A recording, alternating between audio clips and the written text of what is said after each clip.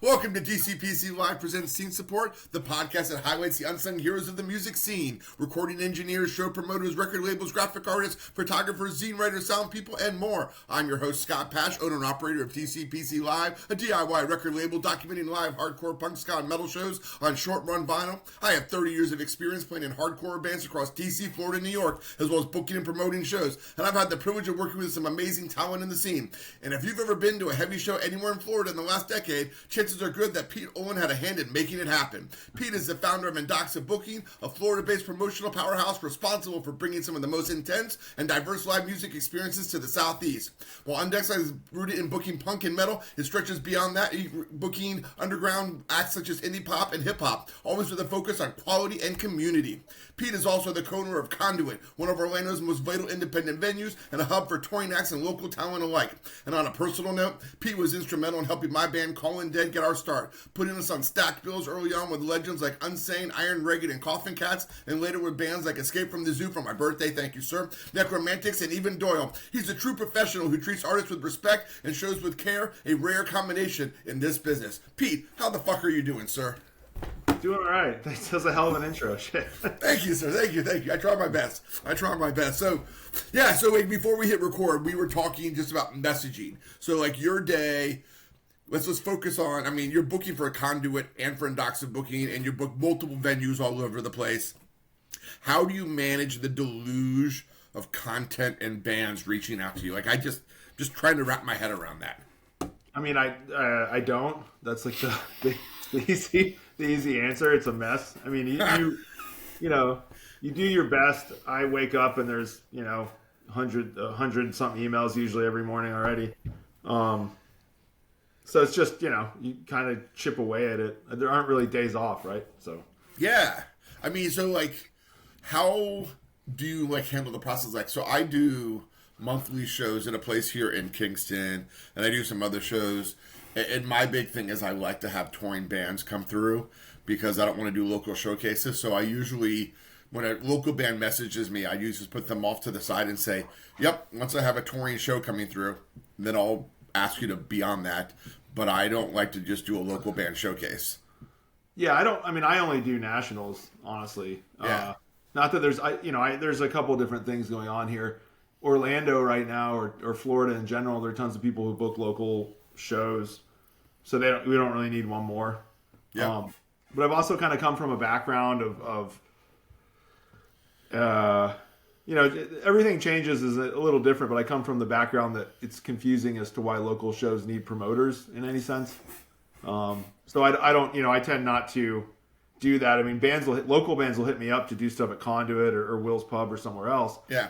And I kind of go, I can get the date for you, and if you can find 3 other bands, I can get a flyer made if you don't have anyone to do that. But otherwise, what do you, I can get you the date for free. We don't need to pay me 15% for that. Sure. So, wow. So I'd rather help people kind of get into those rooms and do their own thing than I would be involved in it per se. So, I look for locals that fit on nationals. But yeah, I don't, in terms of local show booking or anything, I tend not to I stay out of as much as I can. So how did you get into booking national acts? Like, I've just started dipping my toe into doing like bigger bands like Big D and the Kids Table and working with booking agents as opposed to working directly with small touring bands. Like, how did you get into that? Well, I grew up in South Florida, and we came out of we were all metal kids, but came out of the punk scene that like the old Schoolhouse in Fort Pierce, the Women's Club in Vero Beach, and all these kind of like rented hall shows because there weren't venues or anything.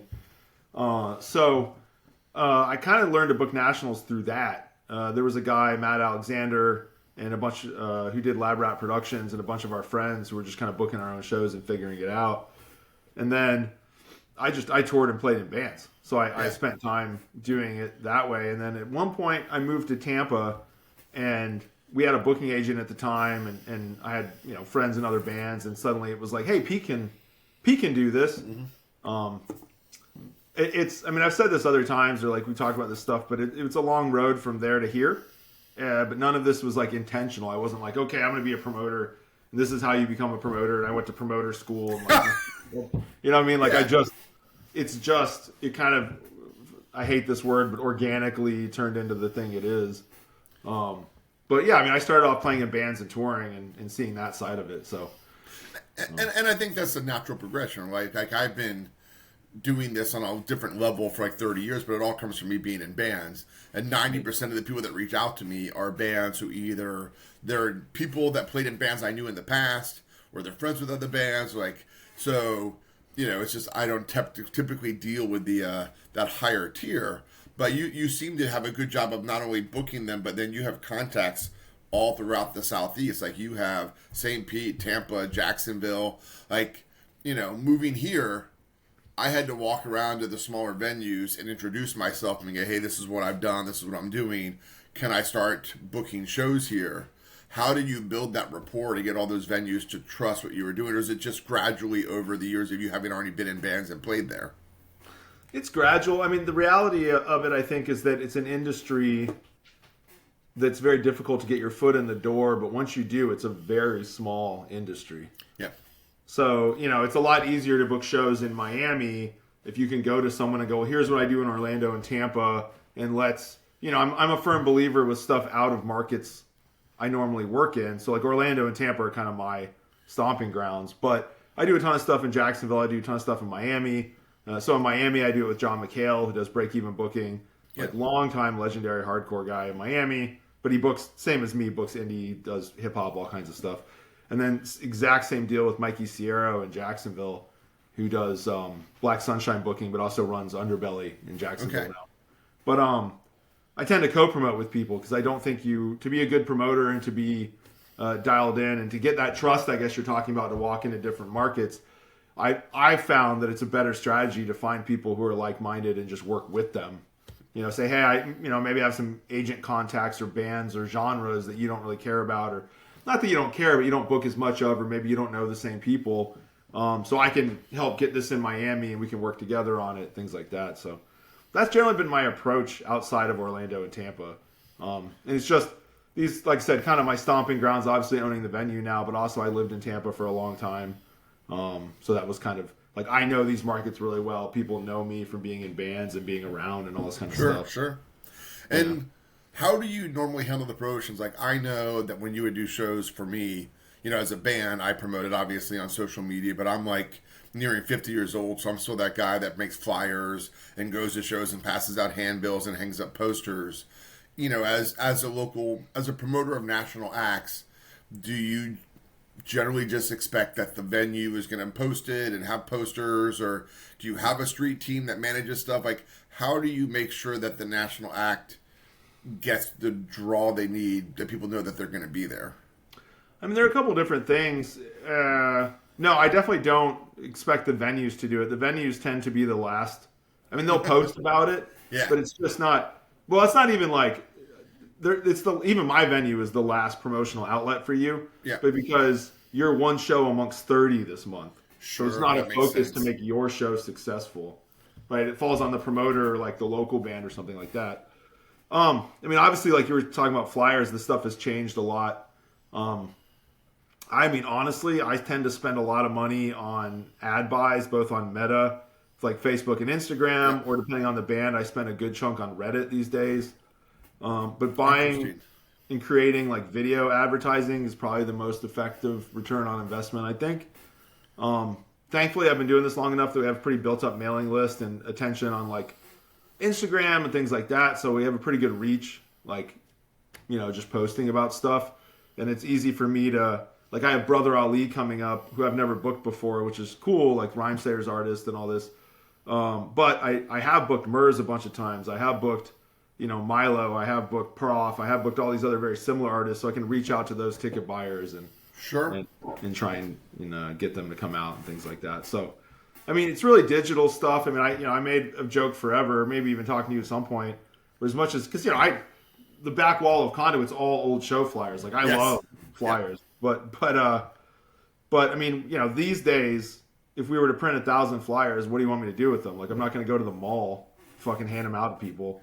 You know, like, at some point you're wasting your time and money a little bit. I hope you're, at least on my level, I hope you're a little bit wrong. So, like, I don't have venues that do shows regularly. Like I have like a monthly one at this one place, and I do almost the only shows that they do there. It used to be a punk bar, but it just barely is anymore.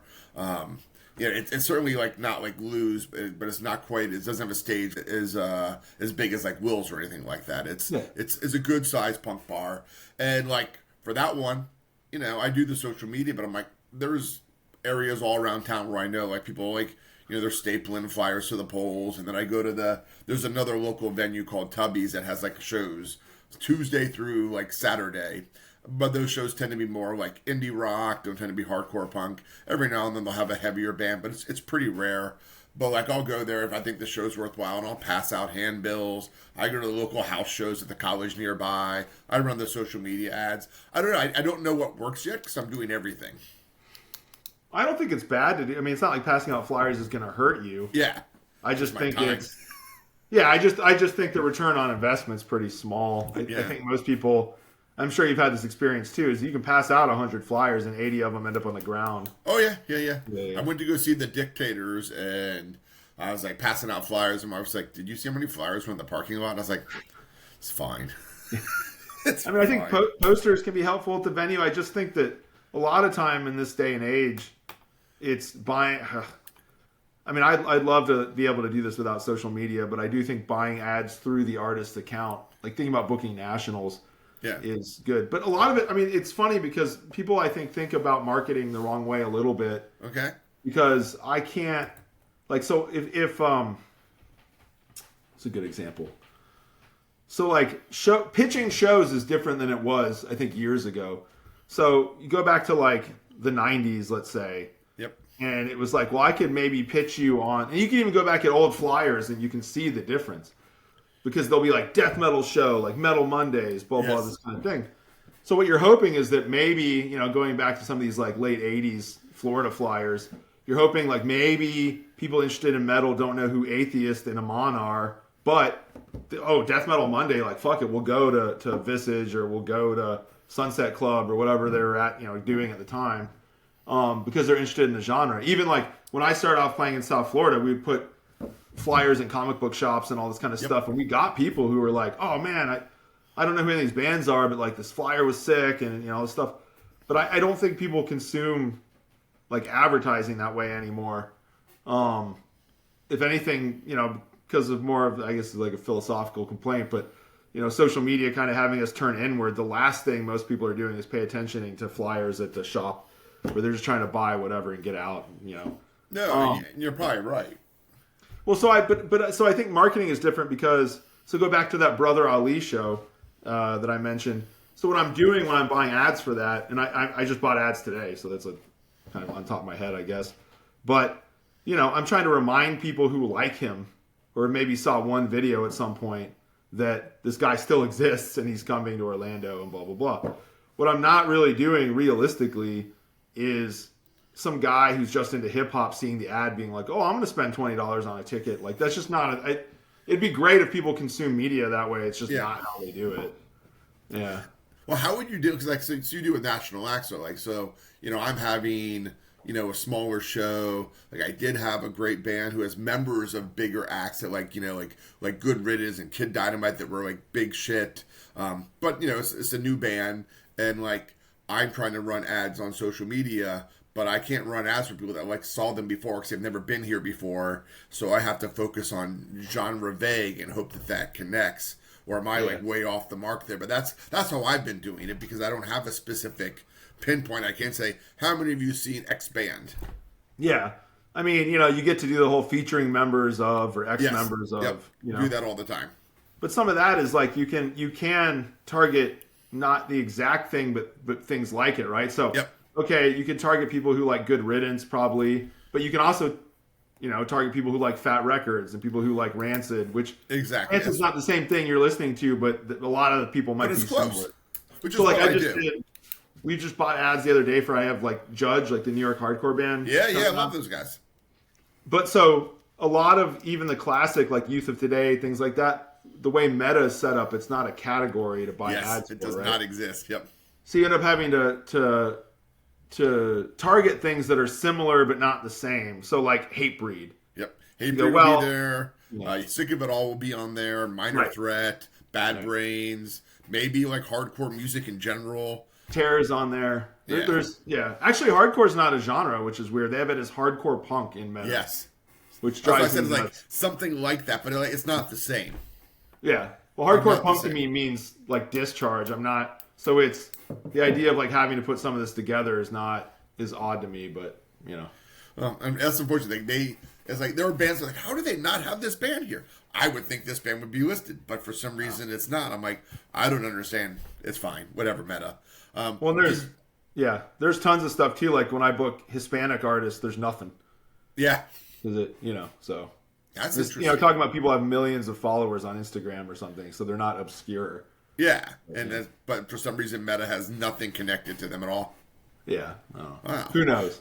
Did you self teach yourself, or did you take some like online marketing classes, or did you just decide I'm just going to dive in and watch 1,000 YouTube channels and like learn how to do this and keep up with it because Meta changes all the time? Yeah. I've kind of. I've had some phone calls with them over the years, and with Reddit, as well as Google Ads and some other stuff. A lot of it years ago was learning from other promoters, and then kind of toying around with it. And then actually, as much as Meta, if we're thinking about that platform, as much as it's kind of a mess, and it is, Yeah, they're pretty clear about what they want in terms of ad buys. Like they're clear that they want you to run it for 7 to 10 days. They're clear they want video over still image. Like it's not like a secret form. yeah. So then it's really about knowing your artist enough to target it correctly. So, but no, I didn't take any classes or anything. I just I met some marketing people along the way. I asked for advice, or there are certain tours that'll want you to buy ads, but they'll give you really specific instructions about how they want you to do it. Interesting. So you can learn a little bit just by looking at, well, why did they do it this way, and things like that. So. And you had mentioned you go into the artist page. Like, do they give you access to the artist page to run ads, or do you run them off of your own? And Yeah, no, they give us access. Interesting. Okay.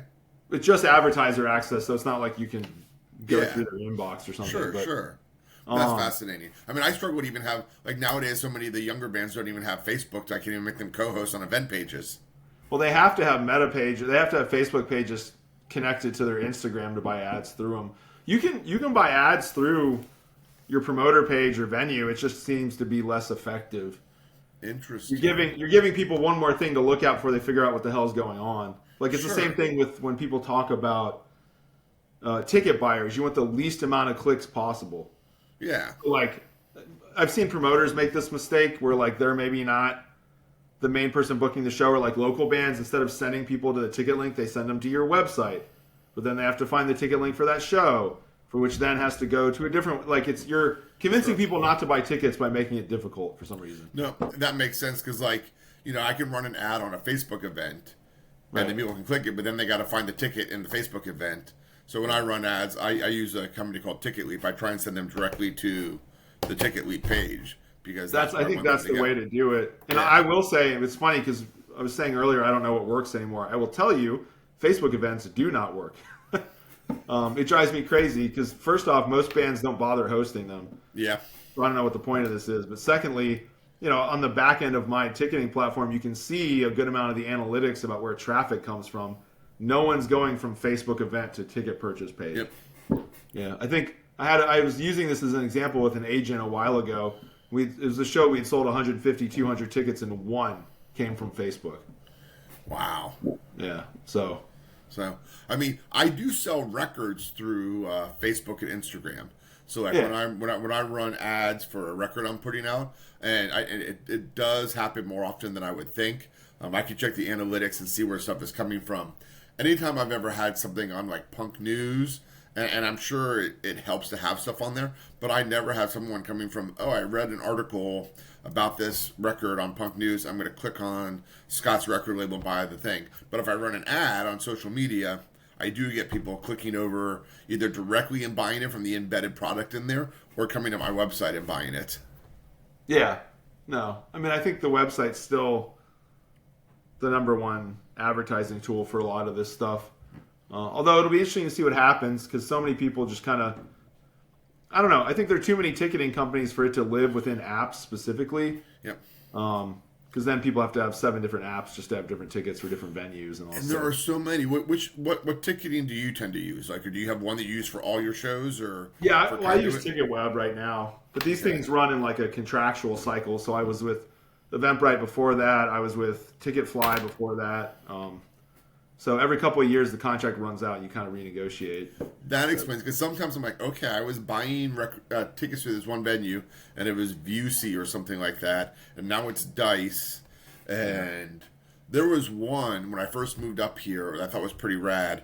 Off was playing, like Keith Morris from the Circle Jerks new band, and it was sold out, and it was like Memorial Day weekend, but you could sign up and put your credit card in, and if anyone returned their ticket, you could get it.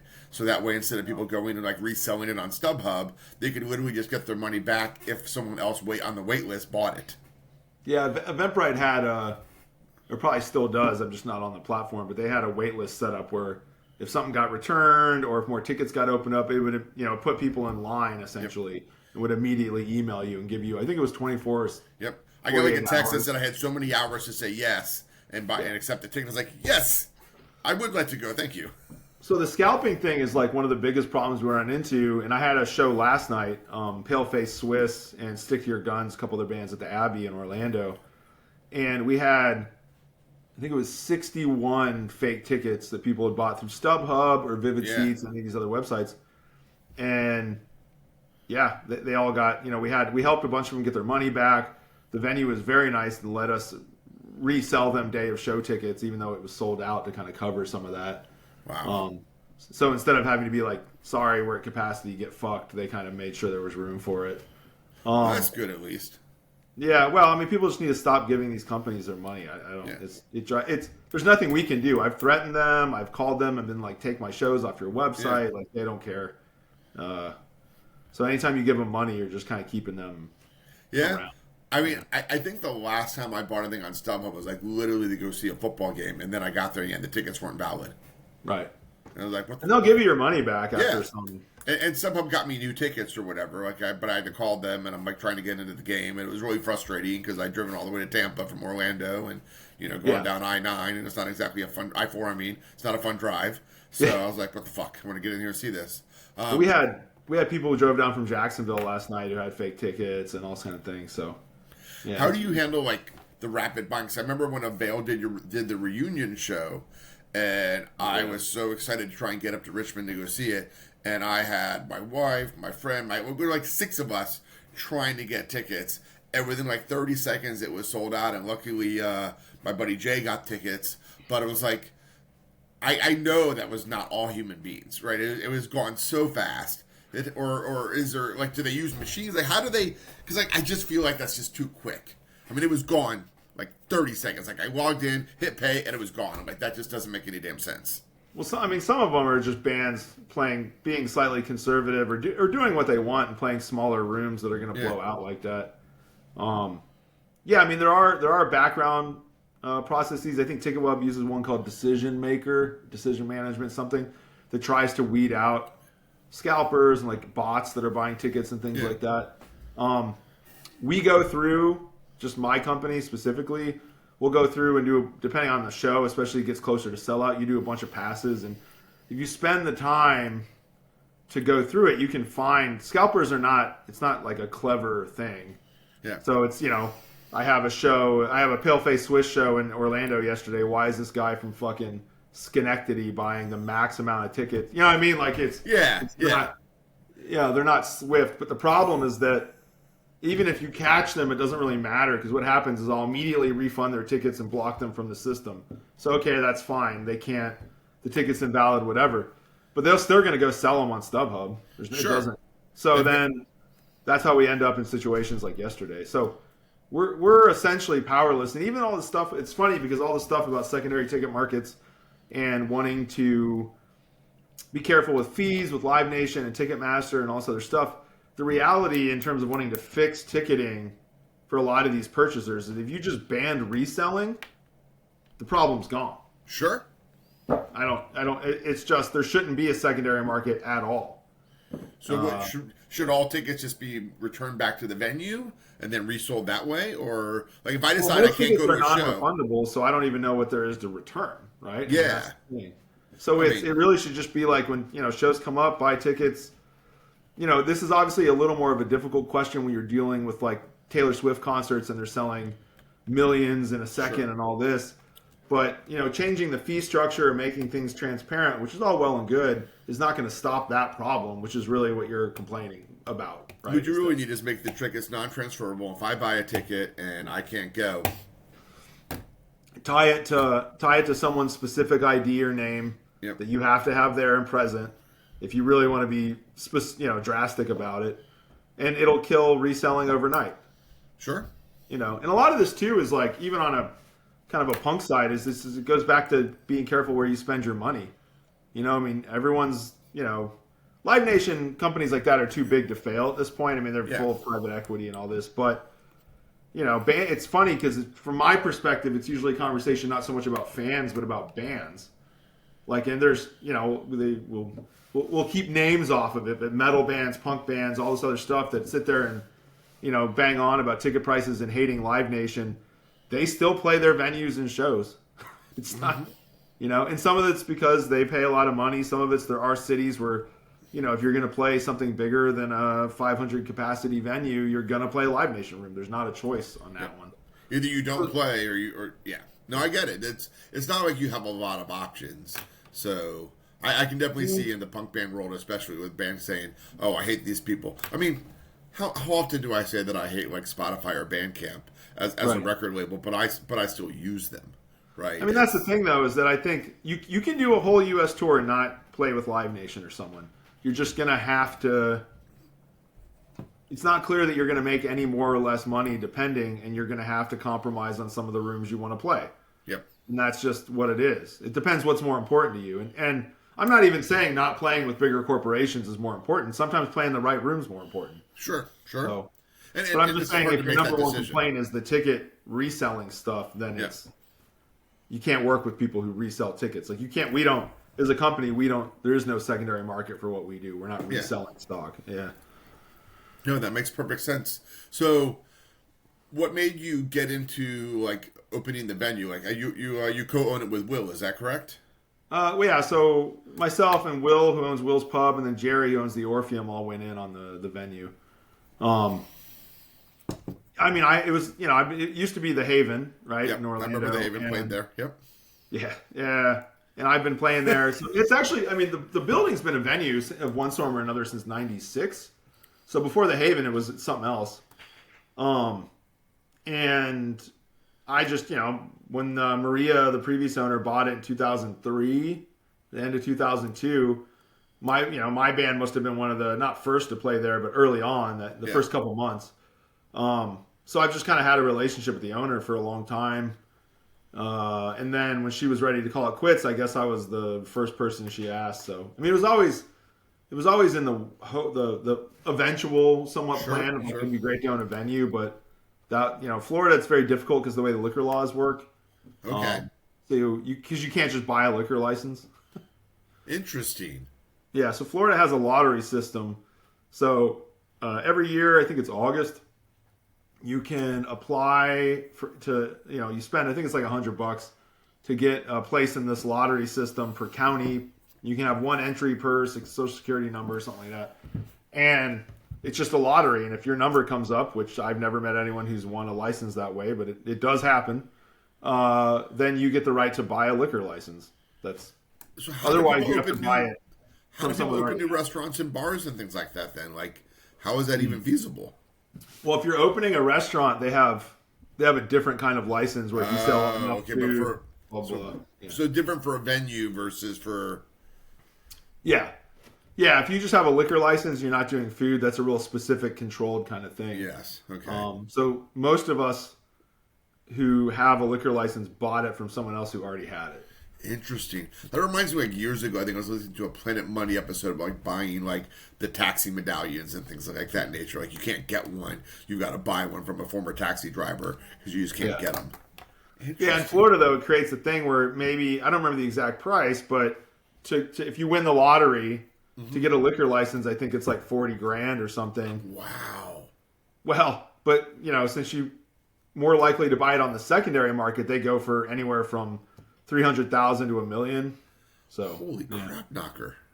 Well, it just creates this black market essentially. Sure. I get it. I understand. I get economics. That's just mind-blowingly high. Oh yeah, no, I don't. There's no reason for that. It's just what it is. So yeah. Okay. So like, how did that change your game? Because that's one of the things people are always asking me is like, you do so much show promotion. Do you ever want to have your own venue? I was like, I don't know. Sometimes it seems a lot easier to show up and do the show. And of course, I still actually like run the shows. I think you don't go to every show you book because the venues you book are professional enough that they manage it. Like that, it's like an extra layer of responsibility. So what made you think that there's like, this is it? I'm gonna add to my work by adding an additional layer. I don't know if I really look at it that way. It just seemed like a natural extension of what I was already doing. I mean, it's definitely been a learning experience. We've been open 2.5 years, so I mean, there's a lot of things I didn't know that I didn't know, right? So sure, you don't know what you don't know sometimes too. But so it's been good. I mean, I've learned a lot from Will and from the owner of the Orpheum and my bar manager Amber. Like I've learned a bunch from her because I knew a lot about show booking. And by the time I bought Conduit, I was doing 300-400 shows a year, maybe. Wow. But yes, a lot more now. But I didn't know much about running a bar, right? So it's a pretty big learning experience. So Will and Jerry, the owner of the Orpheum, and then Amber have been all instrumental in making that successful. Because I don't. Have you ever worked in a bar or in a restaurant or anything, or is it like totally outside your experience?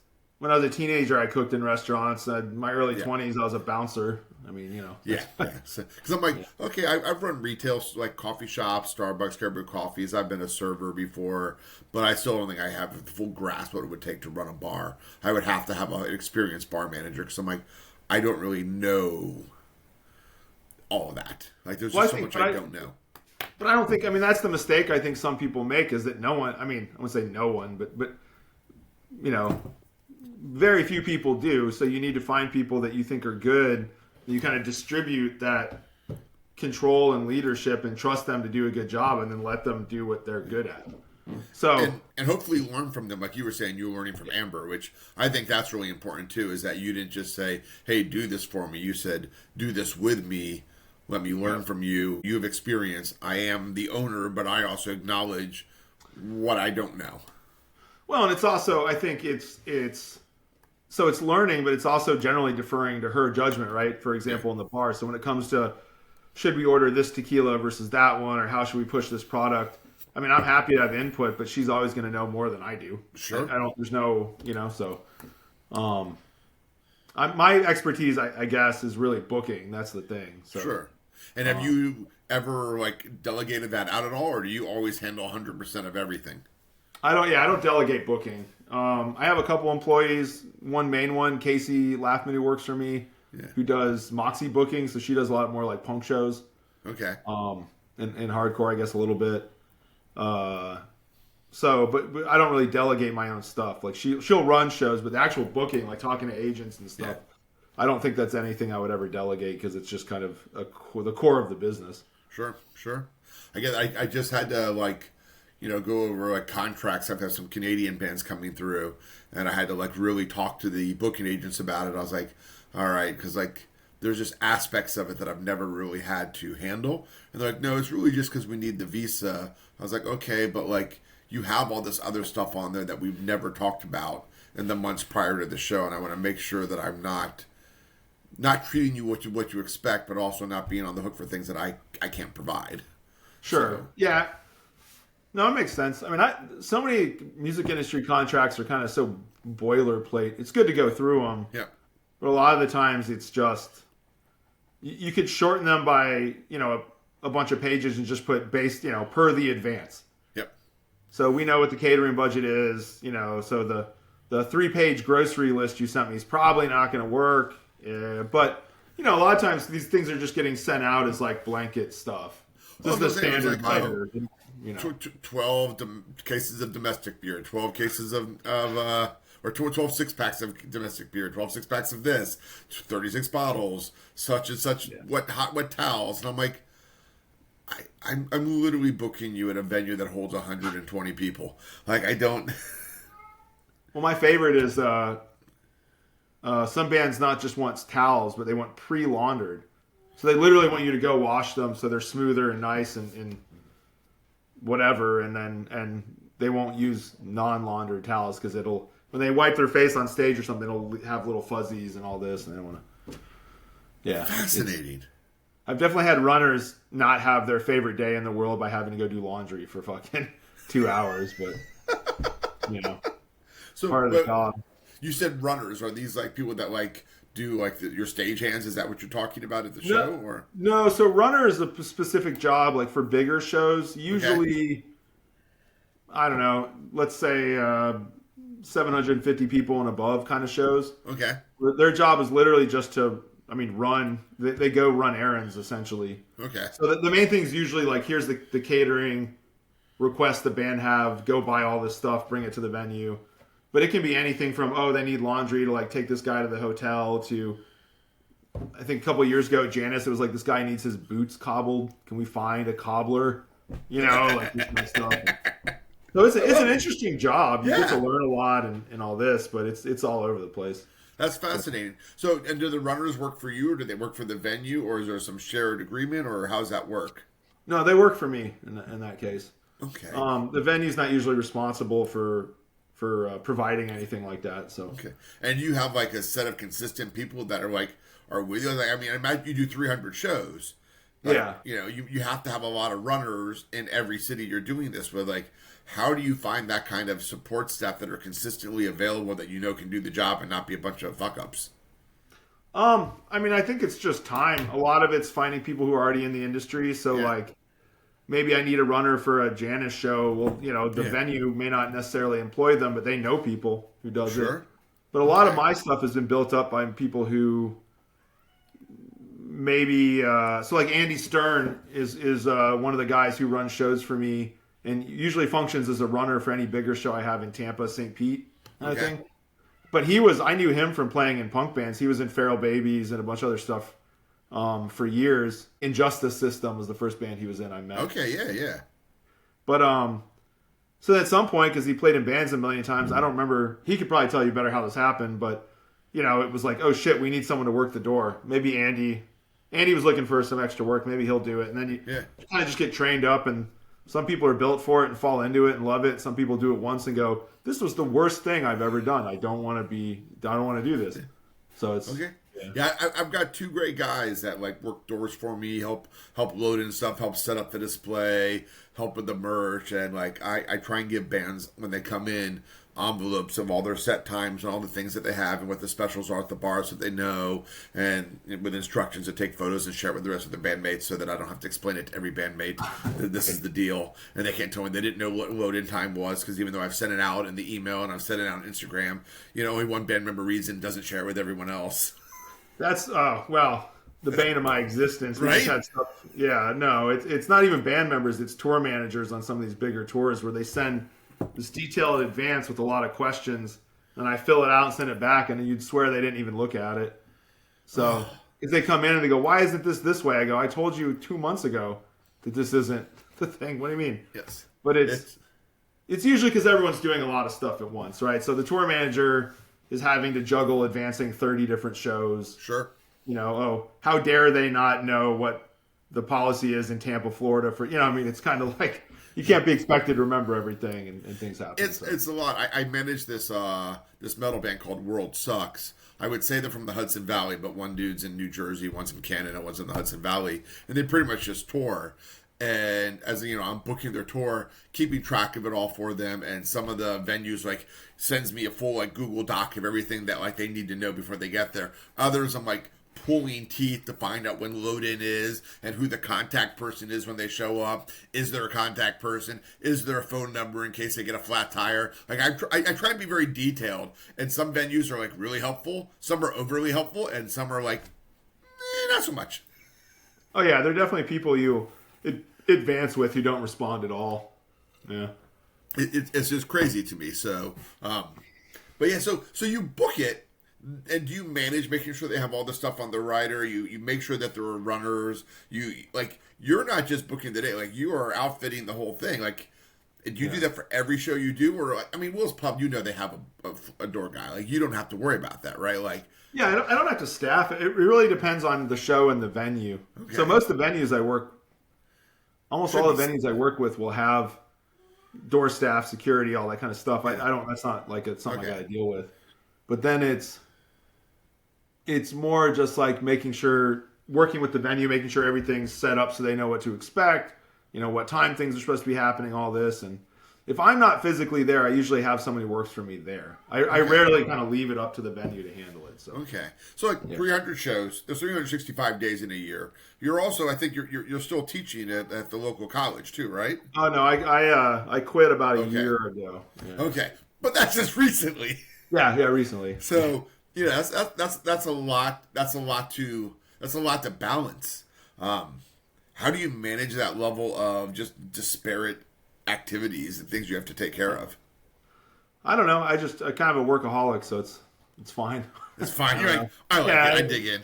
No, I get it. I managed to, as opposed to a lot of people who maybe, I don't know if you can hear my cats like losing it out there, but yeah, I hear that.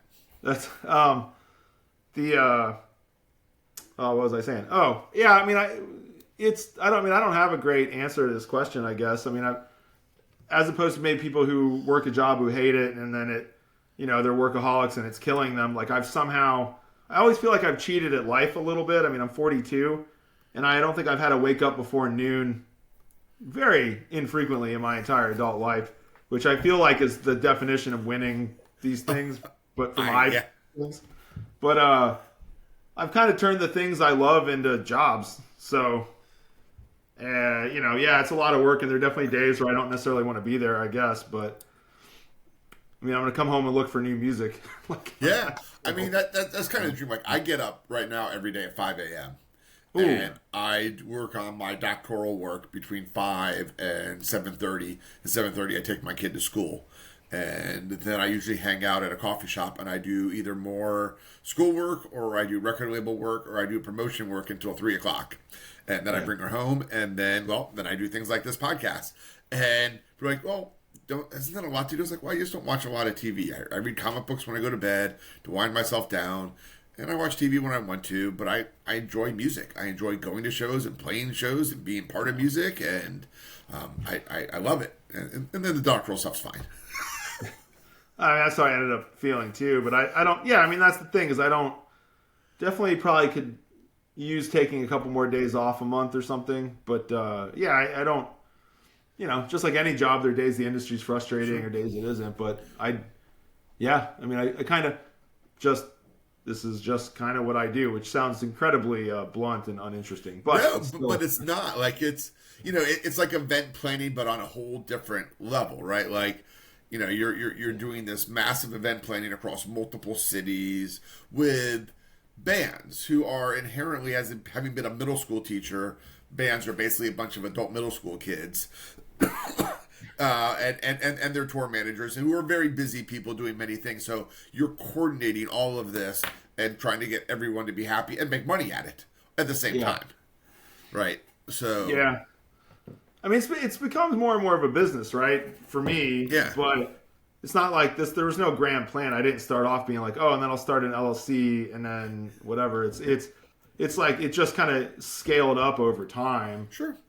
And I remember the first time I sold out like a Will's Pub size venue. I was like, this is crazy. Yeah. And then now I'm doing 3,000-4,000 tickets for things, being like, this is crazy. You just get economy of scale, right? I mean, you get used to it over time. It's not like there's a plan. It's just like, let's book more shows. And then it just happens. Well, it's like with the record label. It's like, okay, 4 records the first year, then 6, then 9, then last year was 16. I was like, I didn't plan to do 16, but I had so many records sell so well in the spring that I had enough money to put out more records, and so I did. And I didn't have a plan. I don't know what the plan is. Like every day, I just go, what can I do better today that I didn't do yesterday, and how can I have more fun? I want to have fun. So, assuming it's mostly fun, What is like a day that was just like a fucking disastrous shit show? If you're able to share something that was just like, what the fuck just happened? I don't necessarily have. I mean, it's just you end up having shows where. Well, let me think about this for a second. It's not. I would say there are all kinds of ways things don't go well. Sometimes it's like a miscommunication. Maybe my advancing was wrong. Maybe their info was wrong. People touring, as you know, is stressful. So people come in and they're in a shit mood because they just sat in a fucking van for 10 hours. Like, yep, been there. Yep. Yeah. Sometimes I have, you're having a shitty day because whatever, the screen on your porch ripped or whatever. So you come in fucking negative. So I don't know. I haven't really had a show where it's just like, this is a disaster. Okay. Good. It's just you try and I've gotten better and better at this as I get older. I think I can definitely be a bit stubborn, but I try and give people a bit of the benefit of the doubt because everyone has shitty days. Yep. I'm not saying I'm good at that. I'm trying to be good at that, but that's the thing. But yeah, I don't know. I mean, the thing I'm the worst at with this stuff in terms of like having a bad day is losing money.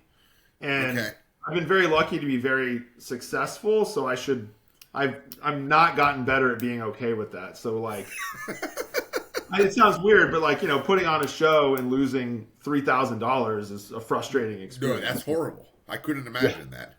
Well, it's hard to. Well, so you got to learn to normalize it a little bit because it's just kind of part of the game. So some shows you make a lot, other shows you lose, and just is what it is. I mean, that's how with records, right? Like I will sell a record, I'll put a record out in 2 months, it'll sell out. And the other one, 2 years later, I still have half the inventory left over, and it just is what it is. And I could quantify and explain why, but I can't always. And some, so I get it. There's stuff too. There's shows I book where I know I'm going to lose money, or I'm like 90% sure I'm going to lose money. But it's something, much like putting out certain records, it's something I want to do. We haven't announced it yet, but I have a show in June in Conduit.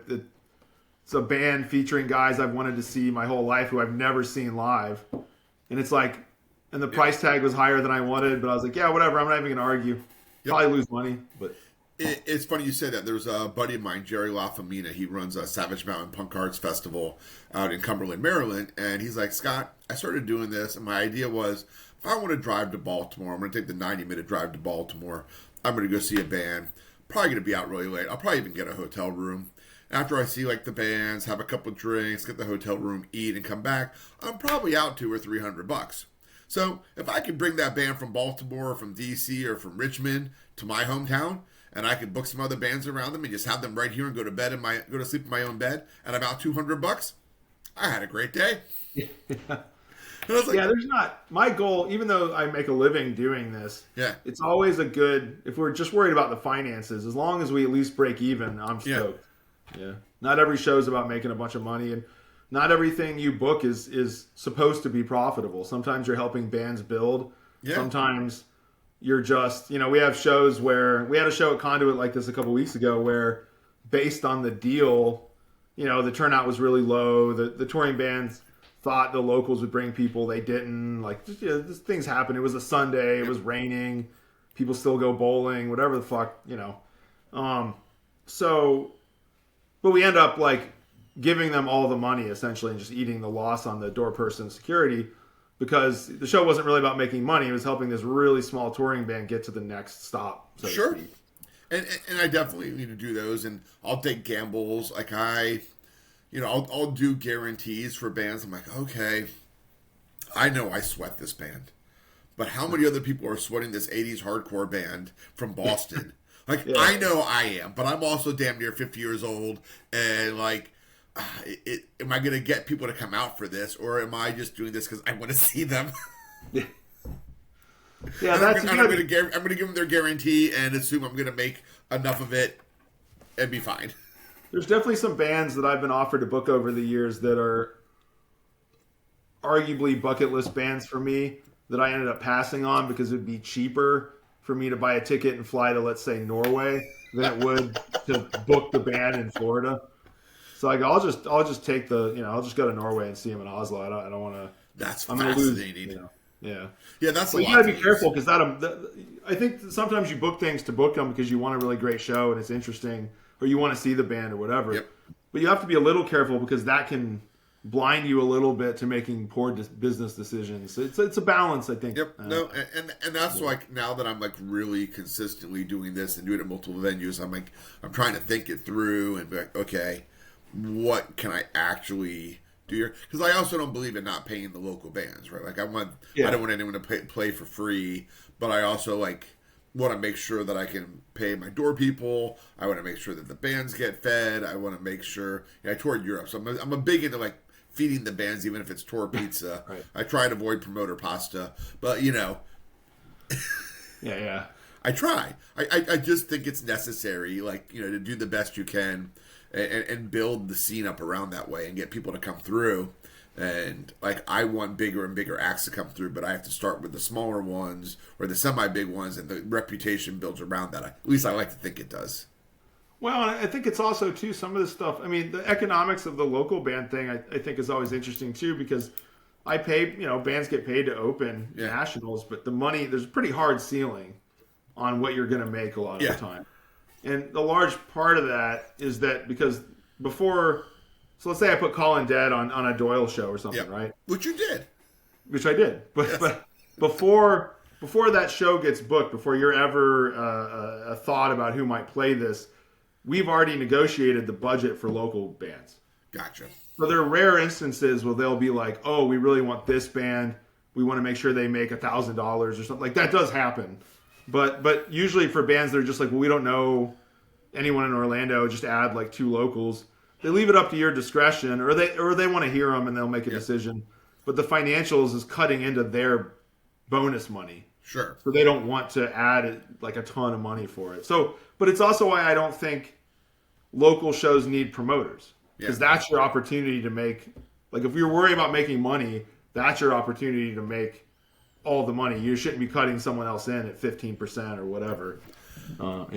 Yeah, I mean it's at the point where I have never actually taken any money beyond what might be left over after guaranteeing what I guaranteed to the local and to the bands. And if there's money left over, and if that would just be paying for the advertising I've done on social media or done on flyers, like I'm not at a point where I feel like I'm making money. I'm sure at best I'm breaking even, and there are probably times where I'm not. But I don't have anything that says I get 15% of the door or anything like that. That's something I haven't begun to consider doing yet, but I don't know. And there are tons of people who make very little to no money as promoters booking local shows. Yeah. I don't. It's not that every person booking local shows is like a bad idea. Yeah. So I mean Marshall in Orlando from Montgomery Drive, and Shelby. Marshall, great guy. Yeah. Well, Shelby from 152 Productions. Yeah. Elliot from Vacancy in Tampa, like John McHale in Miami.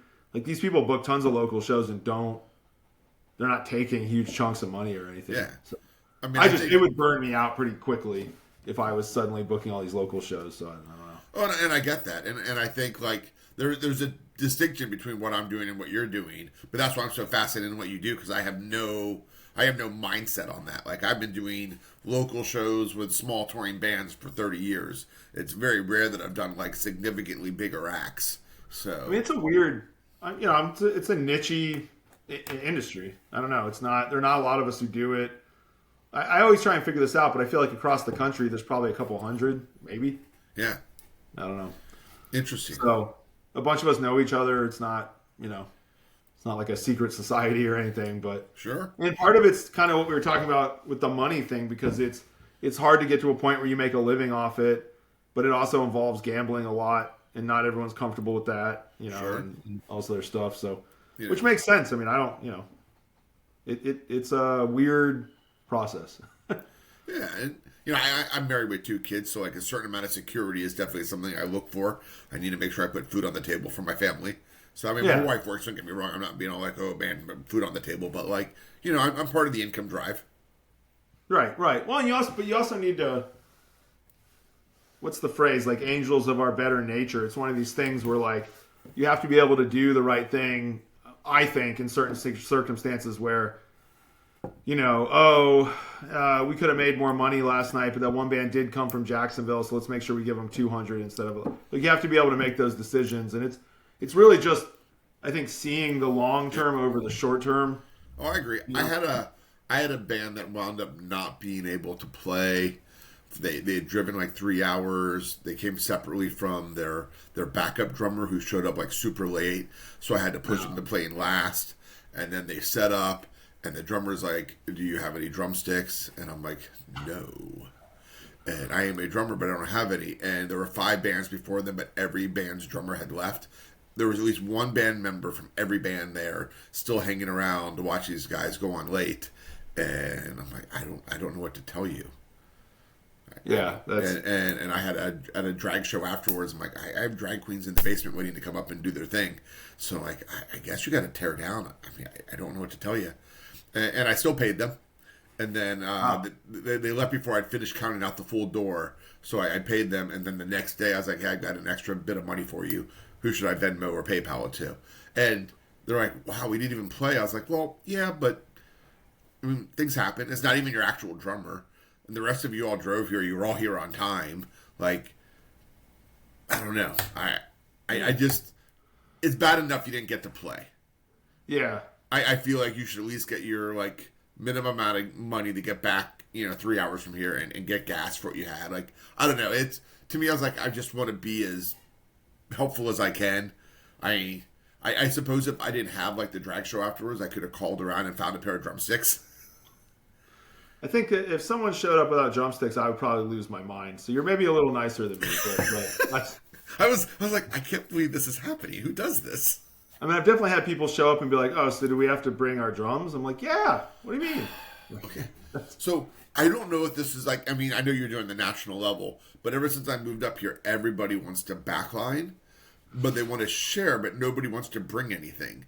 And so I have like 4 bands on a bill, and I'm like, and I had this issue because when I moved up here, I did a reunion show with my old band in DC, and every one of us were sharing the 2 guitar cabs of one of the bands. And every band had 2 guitar players. The first band played, and then my band went to go on, and we put the input in the back of the cabinet, and the input fell through. That was it. And there was no other guitar amp. And we literally had to send someone out to like go get a guitar amp and bring it back. So I'm adamant. I'm like, look, we can't just count on that band to bring their 2 guitar cabs and their drum set. What if they get in a car accident? What if they don't show up? What if the bass drum head breaks? Like, we have to have backups of everything, and people think I'm insane. I'm like, I don't understand why everybody just doesn't bring their shit. I always brought my shit on tour. No, I don't. I mean, I get why. I think, but it's just, it's really difficult.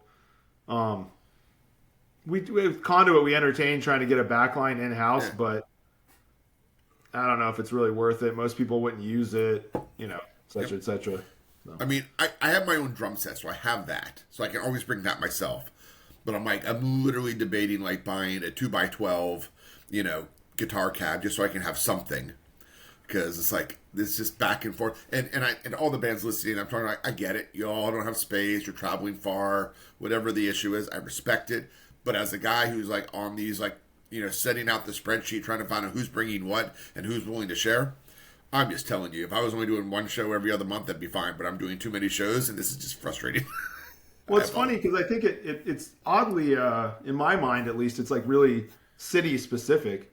So like if you're playing a show in Miami, I get wanting to share gear. There's fucking no parking. You're gonna sit an hour and a half traffic going for your practice spot in Broward County back down to Miami. Like it's a mess. And then there's no parking. Or if you do find parking, it's gonna be like $40. Sure. Or same thing if you live in Brooklyn. Trying to get your drum set and full stack to the club is going to be, annoying at best. And I think that's probably where a lot of this is. Like, I'm in the Hudson Valley, like near Woodstock, but I do get like a lot of New York City bands, so I totally get it.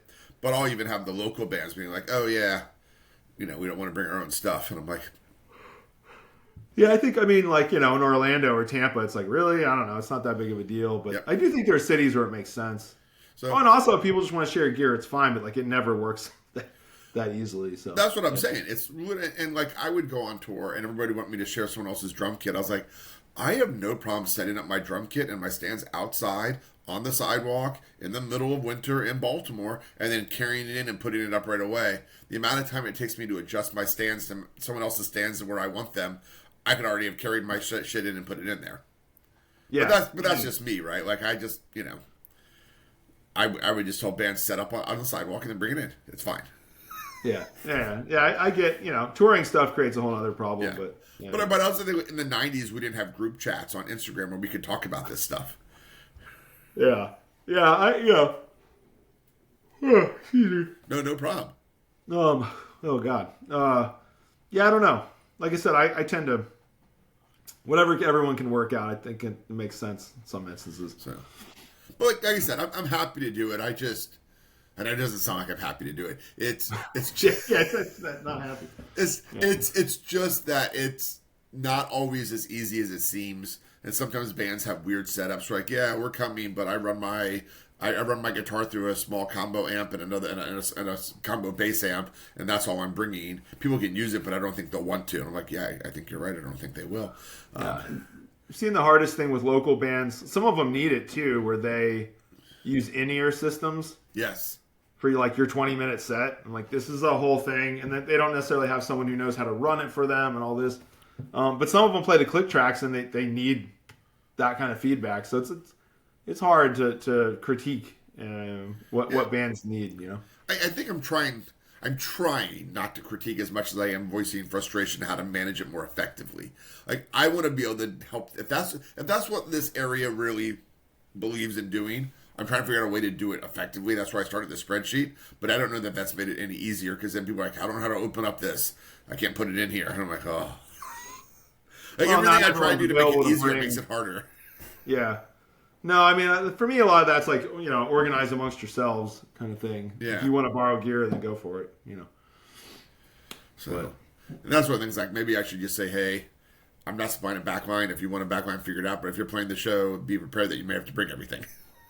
Yeah, I mean, it's funny. It's nothing I ever thought about saying, or like, there'll be weird instances where local bands ask like the touring national headliner if they could borrow their drums. It's like, yeah, probably not. It's probably not going to be a thing.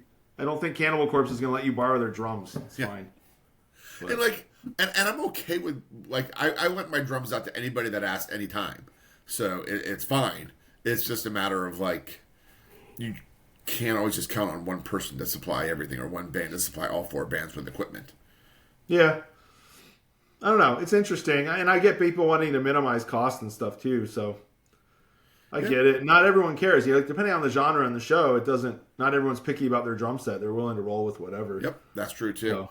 I mean, I'm fine with most drum kits. I've only had a couple times where I'm like, oh, this is like a child's kit, or for some reason the rack tom is some like 8-inch roto tom, and I'm like, this is problematic, but okay, fine. Make it work. Make it work. I'll make it work. I've dealt with worse. It's fine. We can make this work.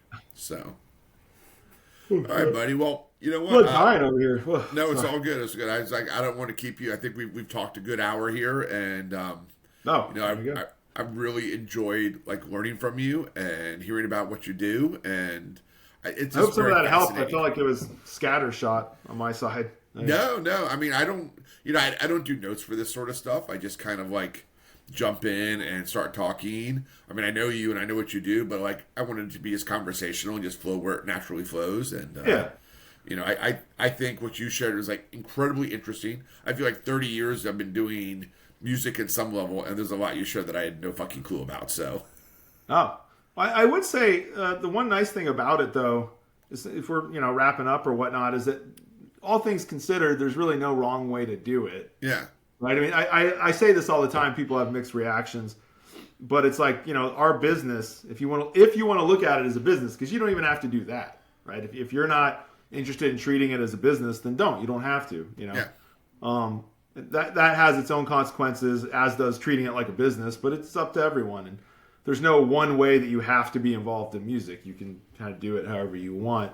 But I do think that there's a lot of creativity in the idea that we're just trying to convince people to go into a room. And there's like a million ways to do that. Yep. Everything from, death metal shows to drag queens to, we do like a Dungeons and Dragons event. We do like horror trivia. Like, there's all kinds of stuff. So there's really no wrong way to do it. You can be profit driven, but you can also keep one eye on the art or both eyes on the art and not care about profits. Like, it's a really interesting business or industry because you can kind of do it however you want. There aren't really rules aside from paying people what they're owed, which is an important one. But it is an important one. And spoken like a philosophy professor there, right? Make it what you want. Yeah. But I think that's the point of it, right? Like, that's why I've been in this for so long, is that I've always felt like music is that one thing where I could kind of define what I wanted it to be, what it means to me. I always worry a little bit only because sometimes if people talk to me, they'll come away and be like, oh, I have to treat this like a business. Like my daughter's in bands and she's 18 and everyone else in the band I think is like 16, 17. They're just figuring it out. So they'll ask me stuff and I go, well, I'm not really, like there's no wrong way for you to be in a band and do this stuff. Sure. When you get to a point that you want to treat it like a business, I'm a useful person. But before that, just do whatever you want. Yeah. Play house shows, play other shows, whatever it is. There's no wrong way to do it. So I always feel a little reluctant in terms of like, people should be doing this or that. I don't really have so much of that, except for like the shows I book and the things I do. But that's sure. But that makes sense. But you are officially running a business, and I don't know that I've ever been in a band where we treated it as a business per se. We certainly had business aspects to it.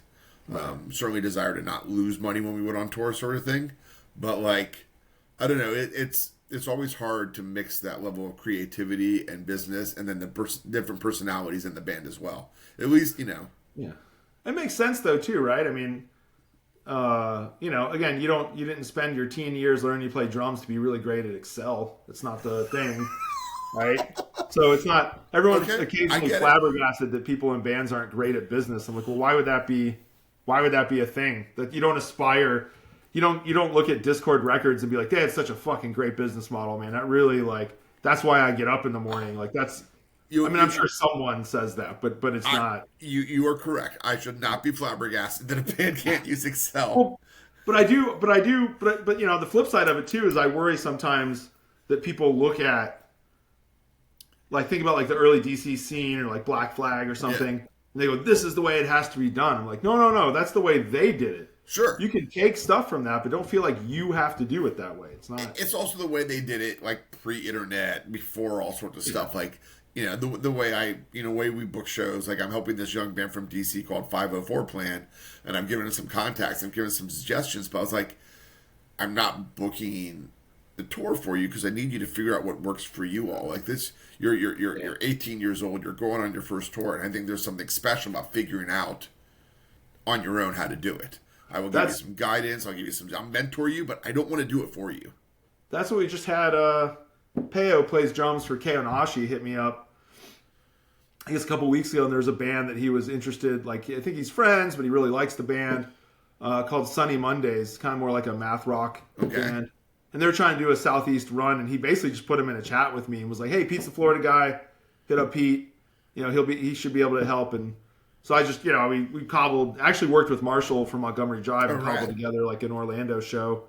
And so they kind of got that feel for it, but it's like, Peo's helping open the door, but he's not doing it for them. He's just kind of. Yeah. Like I'm saying, it's like, I want to help. I was like, here's a buddy of mine, Cured For. He does a lot of shows in like the Eastern South area. Talk to him.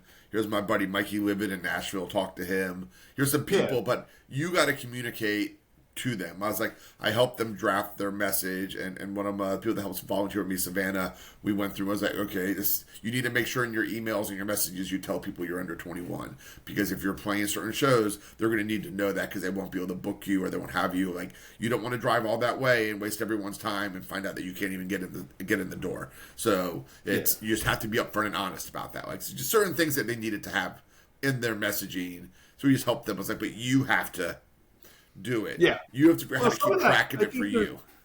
There's a funny problem, because I get this a lot, and not that we're like giving advice at the moment, but one thing that does happen is people hit up Endoxa or Conduit or whatever, and they just kind of go, "Hey, we're a shoegaze band from Poughkeepsie, and we want to play a show with you." And I go, "Okay, I don't. What do you want me to do with this information?" Like, okay, noted, I guess, but like, you didn't send me links to your music. You didn't tell me, is there like a time frame you're trying to come down? Like, what do you, And I don't know if it's because people are like scattershotting emails or something, or if it's there's usually DMs on Instagram. Was that like, we're in this band and we want to play shows, and it's like, okay. I get a fair amount of that too, and I'm like, be specific. Tell me you can't do certain things. Oh, okay. Well, I do Sunday matinees. I've got one coming up in August. Oh, we can't do Sundays. Well, maybe you should have put that in your message. Well, either it's vague and I don't want to be unhelpful. I want to go, well, Yeah. what are we like, whatever. Or it's like, hey, I see you're booking Metallica. We should open that. I'm like, I don't know you. This is a weird way to meet for the first time and be like, I'll put you on this huge show or something. Sure. No, I get. But they get mad at me. Well, I can imagine. I mean, I keep a spreadsheet of like all the bands that like I follow or follow me on Instagram like once every other month or so. I export it out and I put it in there because there's no way to search through things. And when people email me, and I keep a spreadsheet so I can keep track of like, okay, I'm doing this show. Let me find some local bands. I can do the filter and find it. But like, that's also a lot of work for me. If you just are really persistent and you tell me exactly what dates you need, and then I might be able to help you better. And if I say, hey, I don't know about September, it's like literally January, but message me again in April. And if you actually do, good for you. I might actually be able to do something. Well, my thing's always, it depends on the kind of band that's approaching me. Like if you're from out of town and you just want to play like Conduit or something like that, the best way is to trade shows with other bands. It's going to be hard for me to like put you on something. Or if you just want to, if you're from Tampa, Orlando or something, you want to play nationals, that's fine too. But I'm a firm believer in like picking the right show for the right bands. Sure. So I'll listen to the music and I'll pay attention, but it's going to be a minute until I find what I think is what you think is a good fit. And there's a lot of, it's not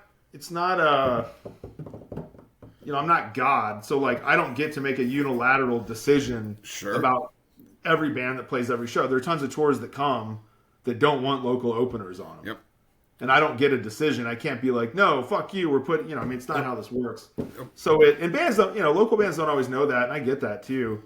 But there are instances where I get just to, do whatever I want, so to speak, but not as often. And the bigger the show, the less chances are that that's the case. Like I have the one that I'm doing where I could not put any local opener on.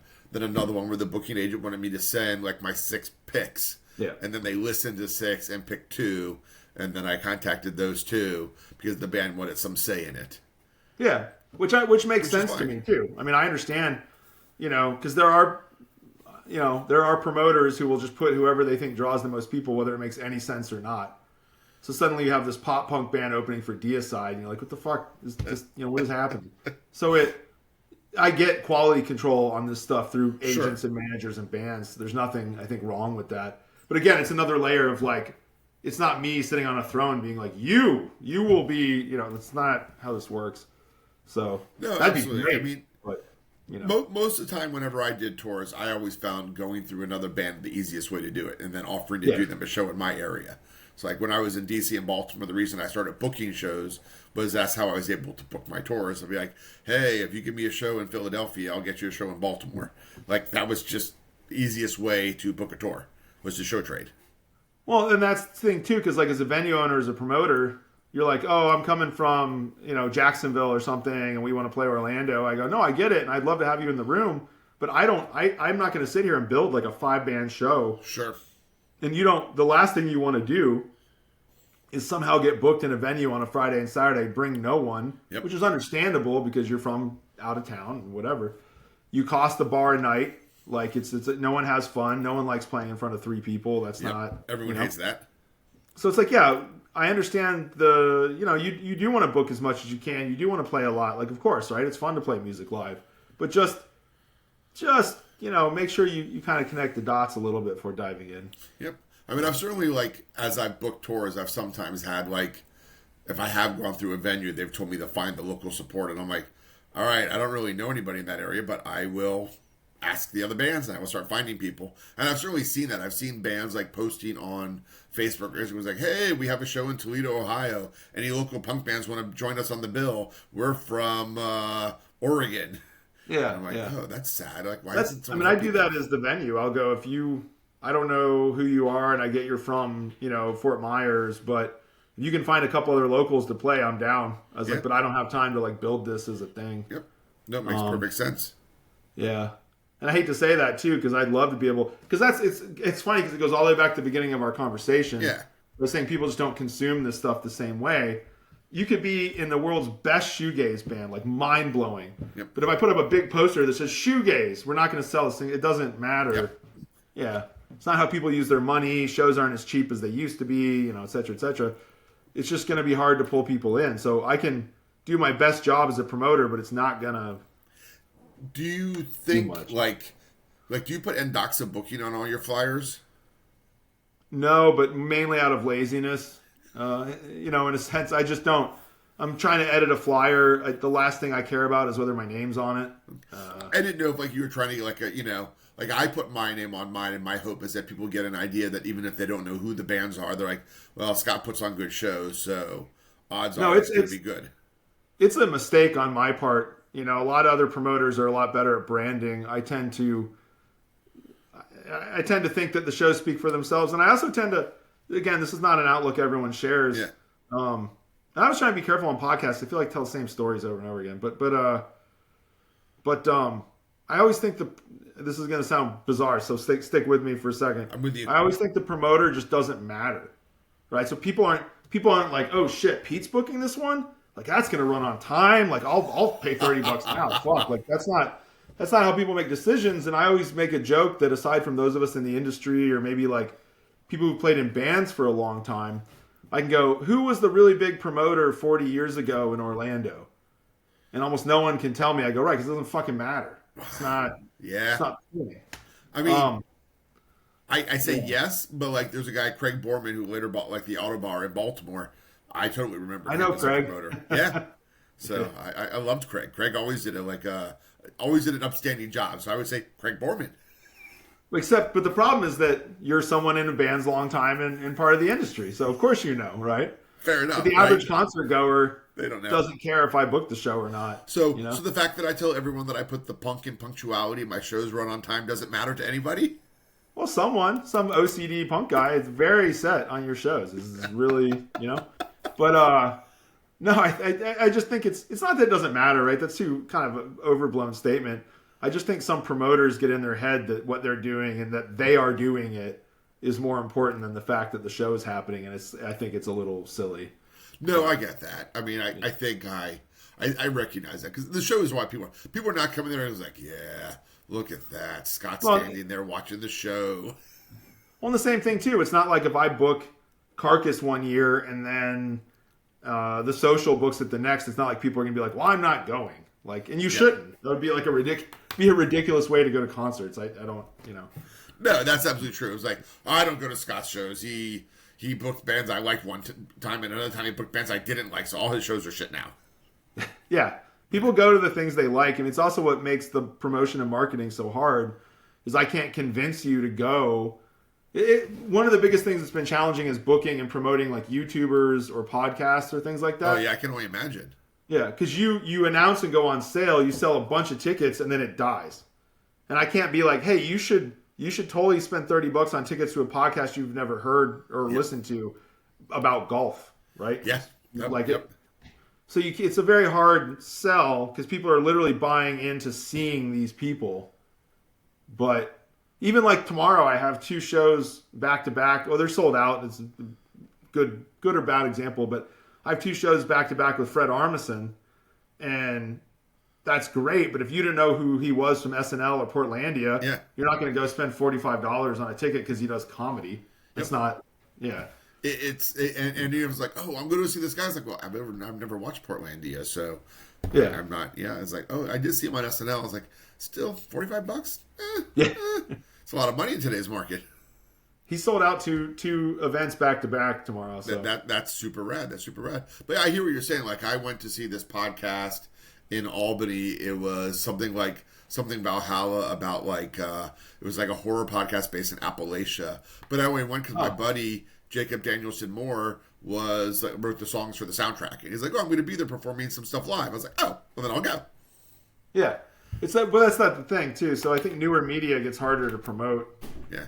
Well, it's even like, think about like, I can't remember which guy it is, but Jake Paul or his brother, whichever. Yeah, my kids will talk about that.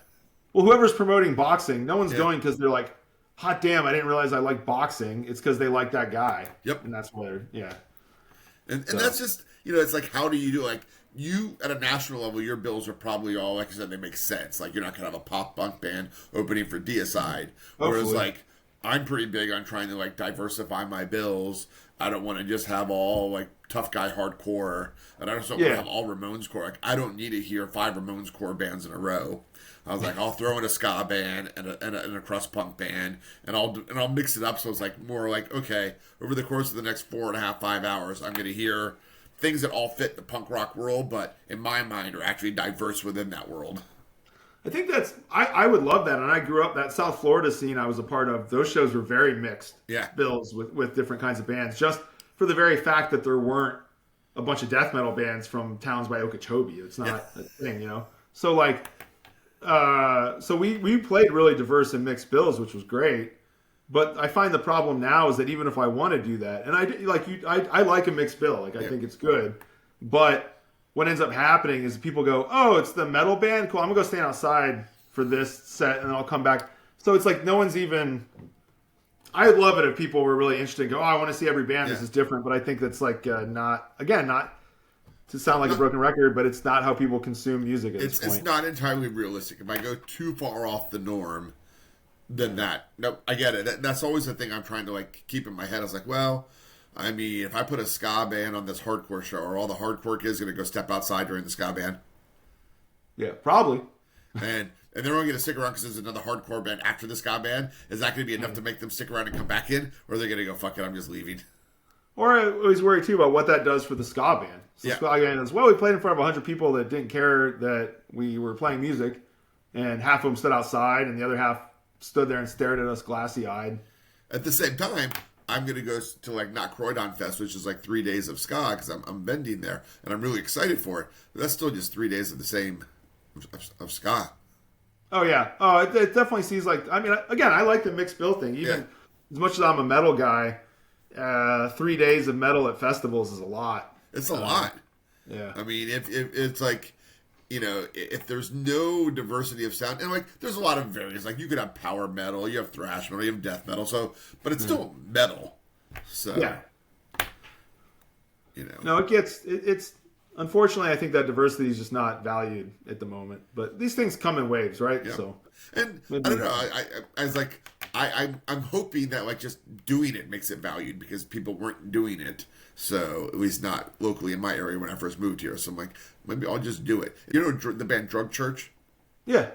So it was one of my first shows I went to up here. I went to see them in Albany, and I'm like, oh, they've got this like emo pop band playing. But then they had this like female fronted metal band called Halo Core. They were like, oh, Halo Bite. And then they had this like youth crew band playing there. I was like, oh, this is a lot of diverse bands. And during their set, they actually had to stop at one point and remind everyone that everyone's from different scenes, and they all have to dance a little differently because some people are not into crowd killing and yada yada, and everyone has to like respect the fact that this is not a one type of genre show, and they have to find a way to dance in the way they want, but also respecting the others. I'm like, oh, all right, cool. That's pretty cool. I definitely have not seen that real public conversation before.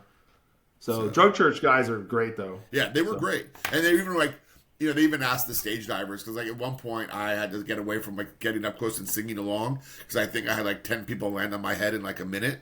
I'm like, okay, like, this is just getting egregious. Like, I was a stage diver as a kid, I get it, but, like, I am just getting nonstop. Like, I can't even watch the show, because every time I, like, look my head up, someone's, like, slamming me in the face. I'm like, and like, guys, can we, like, pace out the stage diving a little bit, pay attention to how many people are up here, like, just don't make it one right after the other, and everyone's, like, moving away and giving you no place to land because they don't want to catch you because you keep diving on them.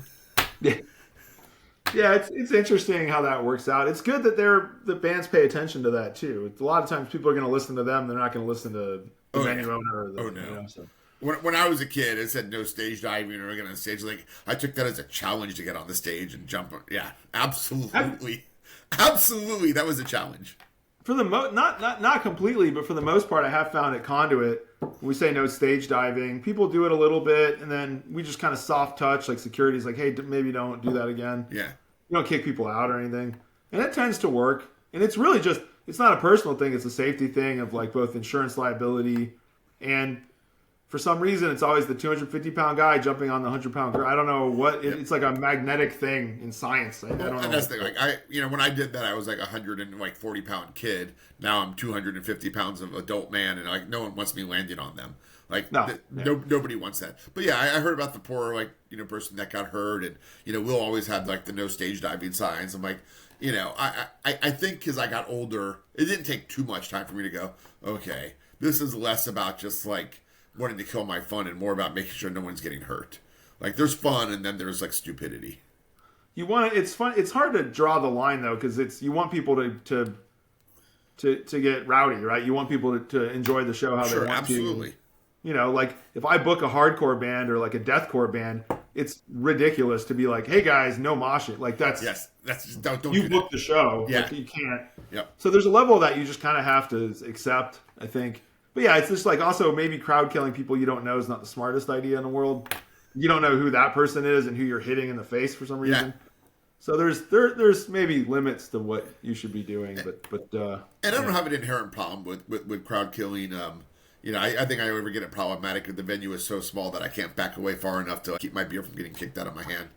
But that's actually, it's funny, it's a point because I had someone at a show years ago who was in the very front of the stage and was getting hit at a hardcore show and came up to me and said, "Oh, these people are, I'm getting hit, blah, blah." I go, "Just move." Yeah. I don't. But he's like, "Well, I shouldn't have to move." I go, "You don't have to move, but you're going to get punched in the head if you stand there." I don't know what to tell you. Yeah. And I've been at the show all night. No one hit me. I'm fine. Yep. But if I move as far back as I can and I'm still getting hit, then I have a problem. Yeah, I think that except for really small venues, that's pretty few and far between. It is pretty few. It is pretty few. I agree. Well, and I think at this point, too, people are pretty, at least in Florida, I can't speak for everywhere, but I find that even the rowdier shows we have, if you're clearly not in the pit, people aren't going to go out of their way to mess with you. 100% agree. I would go to most shows. Like there's these great VFW shows that Outsider Magazine does, and there'll be a couple crowd killing people there. But like they're very conscious because there's a video camera guy, there's a photographer, and you never see any of them getting hit. Like they're doing their moves, but in general they're conscious of like their 5-foot area, the radius. I think that's great though too, right? Because it allows everyone to enjoy the show, but still get everything out and do what you're going to do. It's not. I concur. It's always best to let that stuff police itself when you can. Yeah. I don't think I've ever passed a rule that says don't do this or don't do that. It's just let's all be safe and respectful, and unless something becomes a real situation. Yeah, I mean, do whatever you want. Just maybe don't give that 17-year-old a concussion. Yeah, don't. If you're 300 pounds and wearing steel-tip boots, don't jump face first into somebody. Yeah, it seems like a bad physics problem more than anything. I don't know. So, yeah. But, well, great. This has been a real treat. Thank you, Pete, for coming on. I really enjoyed talking to you. Makes me wish we had spent more time talking when I lived in Florida, to be honest with you. I tend to be, it's one of my biggest problems. I tend to be involved but not present, if that makes any sense. I 100% do. I get it. But you were always there, and you were always kind and respectful, and I always felt like, I was like, all right, Pete does a really good job with what he does. So I will always remember you as a promoter. Okay. Well, thank you. There you go. So I appreciate that. So everyone else, thank you for checking out, watching on YouTube, listening on whatever audio thing you do. Appreciate it. See you all next episode. Listen to next episode. Thanks again, Pete. I appreciate it, my man. Thanks, man. Feel the blood spill from your mouth. Rising rage of destiny. Feel the soul is taken over.